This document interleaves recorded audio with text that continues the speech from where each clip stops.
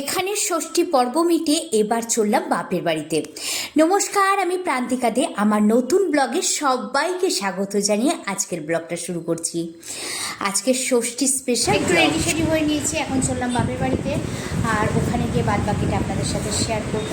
ষষ্ঠীর আগের দিন পর্যন্ত প্রচুর বৃষ্টি হয়েছে, কিন্তু ষষ্ঠীর দিন সকাল থেকে প্রচুর রোদ। আর তার জন্য হাজব্যান্ডের সাথে বাইকে যাব, আর এভাবে নাক মুখ ওড়না দিয়ে ঢেকে এভাবে তৈরি হয়ে নিলাম। আর চলে এলাম বাড়িতে। আর এসে দেখি সোনা বাবা, প্রথমে সোনা বাবার সাথে দেখা হলো, আর তারপরে ঘরে ঢুকেই আমরা একটু বসলাম। আর তারপরে এখানে বাবার সাথে কথা বললাম, বাবা বোন সবার সাথে একটু বসে কথা বললাম। আর মা এদিকে তৈরি করছে ষষ্ঠীর, যেগুলো ষষ্ঠী দেবে সেগুলো সব রেডি করে রেখেছে, তাও আবার গুছাচ্ছে, কাজ চলছে। আর এখানে মানে ষষ্ঠী দেবে তার জন্য প্রস্তুতি চলছে। তো আমরা বসে পড়লাম, মা এখানে ষষ্ঠী দিচ্ছে।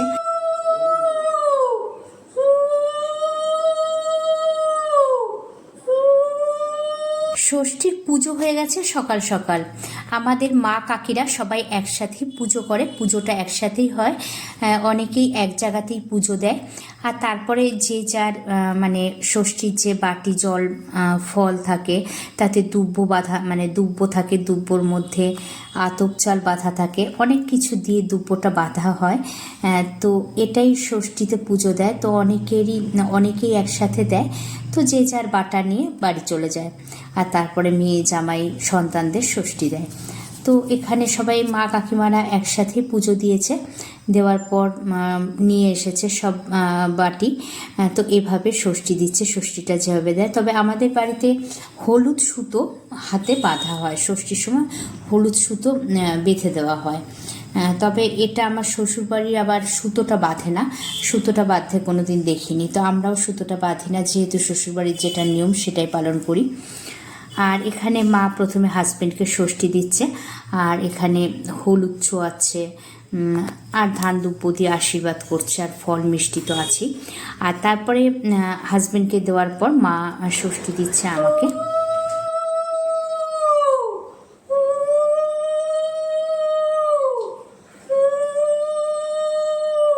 দুব্ব বাঁধা ষাটের জল দেওয়ার পরে হলুদের ফোঁটা, সিঁদুরের ফোঁটা, ধান দুব্ব দিয়ে আশীর্বাদ।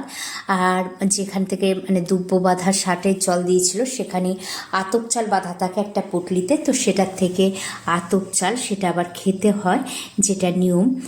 তো এই সব কিছু দিয়ে, পাখা দিয়ে, বাতাস দিয়ে, তারপরে প্রদীপের মানে তাপটা দেওয়া হয়, এই সব কিছু দিয়ে মিষ্টি মুখ করিয়ে তো ষষ্ঠীর মানে যে নিয়ম, যে ব্রত, সেটা সম্পন্ন হয়।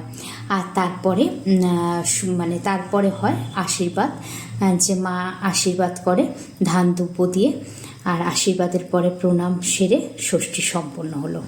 আমি আসার আগে আমার ছেলে কিন্তু আমার বোনের কাছ থেকে ষষ্ঠী নিয়ে গেছে। আর ষষ্ঠী নিয়ে ও বাড়ি যাওয়ার পরে লিওর সাথে ও রয়েছে, আমার ছেলে আর আমি এসেছি ষষ্ঠী নেওয়ার জন্য। আর এখানে আমাদের ষষ্ঠী নেওয়া হয়ে গেছে।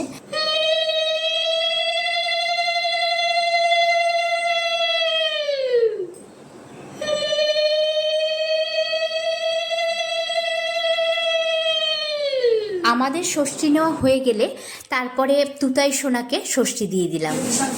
ষষ্ঠী নেওয়া হয়ে গেছে, আমাদের হয়েছে। এখনো বোনের হাজব্যান্ড আসেনি, তো বোনের ষষ্ঠী নেওয়া হয়নি এখনো।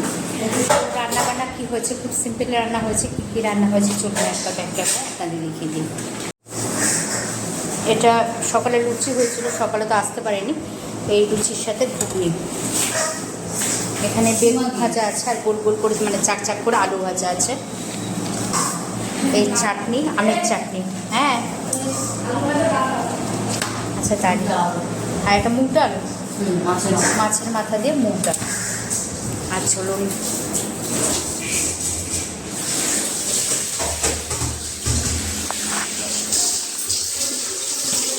আর এখানে রয়েছে এক হাঁড়ি গরম গরম ভাত, আর তার সাথে রয়েছে মাটন কষা না, মাটনের ঝোল, আলু দিয়ে মাটনের ঝোল। আর এটাই হলো আজকের মেনু। একটা না 10 দিন ধরে নিমন্ত্রণ খেয়ে যাচ্ছি, আর 10 দিনের মধ্যে 5 দিনই রয়েছে মাটন।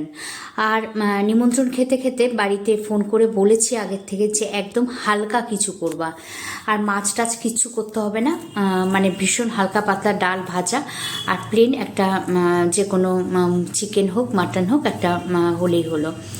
তো এই সিম্পল মেনু হয়েছে। আর বাবা আর হাতুতাই হাজব্যান্ড এরা বসে পড়েছে খাওয়াতে।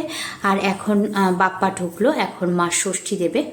তো পুরো ব্লগটা যদি আপনাদের সাথে শেয়ার করতে চাই তাহলে ব্লগটা অনেক বড় হয়ে যাবে, তাই ষষ্ঠীর ব্লগটা আমি দুটো পার্টে আপনাদের সাথে শেয়ার করব। তো আজকে ছিল প্রথম পার্ট।